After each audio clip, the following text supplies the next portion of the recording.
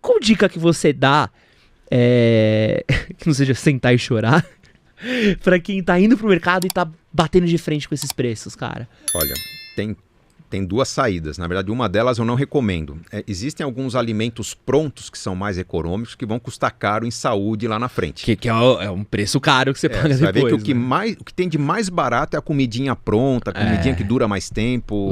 Isso vai custar caro em saúde. Né? Embutido, exatamente. Então, aquele cara que está trocando a carne por um salame, por um presunto, cuidado que pode virar contra esse jogo.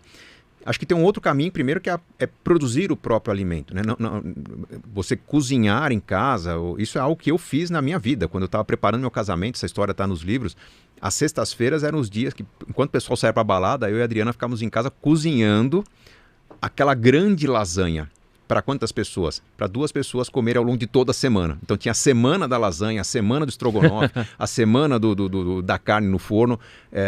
Não era o ideal, nós nos alimentávamos bem com uma grande produção num dia da semana. Quanto custa fazer uma lasanha? Era muito menos do que o preço de um prato feito que a gente pagava na padaria no dia a dia. Então cozinhar em casa de maneira criativa, de maneira eficiente, todo mundo tem freezer hoje, então congela, né? Tem os potinhos que são duráveis, enfim, isso vai fazer você gastar menos. Infelizmente, as pessoas não estão percebendo que está havendo uma substituição em hábitos de consumo, que, por exemplo, o aumento do preço da carne, será que alivia? Não vai aliviar. Está diminuindo o consumo de carne no mundo, está diminuindo a criação de carne no mundo. Boa parte do crescimento da agricultura no Brasil nos últimos 4 ou 5 anos tem a ver com a redução da pecuária. As plantações estão substituindo os pastos, porque as pessoas estão consumindo menos carne. Então a carne está cara e vai ficar mais cara, vai ficar um alimento mais exclusivo. Talvez seja o momento de testarmos carnes mais criativas, né? Puxa, mas vou ficar só comendo frango? Mas frango, eu acredito que talvez um crescimento na expansão de coelhos, de animais menores, enfim, que nós não estamos habituados a comer, tornem a presença da carne algo não tão raro quanto hoje, mas talvez não tão caro também quanto é hoje. Mas as pessoas têm que entender que há uma tendência do mundo todo substituir a alimentação com proteínas animais por proteínas vegetais. Mas eu não quero ser vegano. Não estou dizendo de ser vegano. É que a presença da carne de vaca talvez fique cada vez menos frequente e que o uso de receitas criativas com ovos, com frangos, com aves, seja algo cada vez mais presente para a carne se tornar algo que era no passado, algo de fim de semana, algo presente na alimentação, até porque é necessário para pessoas que... Enfim, aí tem um debate do veganismo, não veganismo, mas enfim, quem trabalha de forma intensa precisa de proteína, né? de proteínas mais de difícil consumo. De consumo mais lento. Então a presença da carne talvez seja mais esporádica na mesa das pessoas. Você falou uma coisa que foi uma das coisas que eu mais fui impactado quando eu morei fora do Brasil. Tive a oportunidade de morar no Reino Unido. Bicho, eu fui no mercado a primeira vez para fazer compra, tal, para fazer meus almoços. Fui ver o preço da carne e quase capotei. É muito caro. Lá é muito caro. Sempre foi. E você compara com peixe, é o oposto. Sim. Porque aqui, você vai comprar um salmão no mercado, uma pecinha de salmão pequena é o preço de uma peça de picanha. Você fala, desculpa, entre um e outro vou esse. Mas lá, salmão era barato, assim, a gente comprava salmão que nem a gente compra Ruffles aqui, era muito barato. Frango, muito mais barato lá do que aqui. Então tem um pouco disso, né? Lá, que não tem tanto fornecimento de carne, é um país pequeno, né? Uma ilha que não tem. O preço da carne, ele é mais custoso para eles, né? Sim.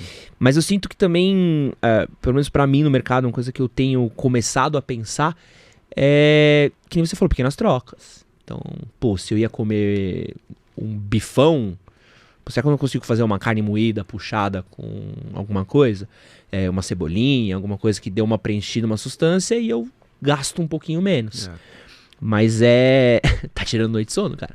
A questão é substituir hábitos, né? Porque você imagina que a carne de vaca, por exemplo, ela é muito consumida no Brasil, mas nos países árabes não se consome praticamente carne de vaca. Tem carne de carneiro, de suínos, mas mesmo assim não há tanta carne de vaca porque eles consomem muito grão de bico.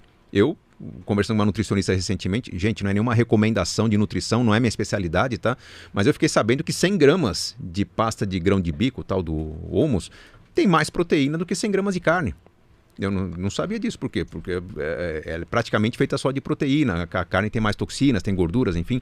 Então, há uma tendência de mudarmos nossa alimentação de maneira mais equilibrada, mais saudável. A proteína vegetal ela é menos danosa para o nosso corpo do que a proteína de vaca, mas eu acredito que não vamos eliminar no Brasil, principalmente no sul do Brasil, a confraternização do churrasco. Então agora o sul do Brasil tem a tradição de criação de vacas. Talvez lugares que não têm essa tradição, em que há um custo maior de deslocamento, um custo maior para a carne chegar congelada no centro de uma cidade, outras soluções sejam interessantes. O Brasil é um país que, diferentemente de outros países, essa reflexão eu aprendi com meu avô que morou na Lituânia, né, que ele conseguia criar galinhas 4 meses por ano, porque nos outros meses tinha neve, ele não conseguia criar galinhas. Pô, aqui a gente consegue, se eu quiser ter um galinheiro aqui, eu tenho galinha o ano inteiro.